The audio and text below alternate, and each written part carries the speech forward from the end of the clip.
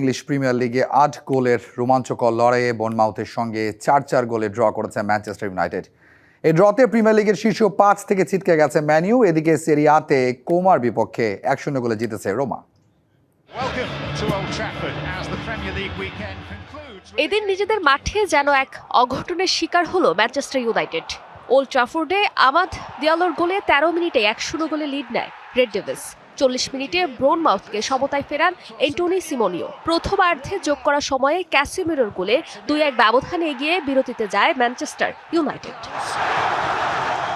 দ্বিতীয়ার্ধে যেন নিজেদের ছন্দ হারায় ম্যানইউ। সেকেন্ড হাফের ৭ মিনিটেই সমতায় ফেরে বোর্নমাউথ। ইভালনিস ও মার্কাস ট্রাভেনিয়ার গোল করে এগিয়ে নেন বোর্নমাউথকে। তবে মিনিট দুয়েকের ব্যবধানে ব্রুনো ফার্নান্দেজের ফ্রি কিক ও মাউটার্সের কুনহার হেডে ম্যাচের মোড় ঘুরিয়ে দেয় ম্যানচেস্টার ইউনাইটেড।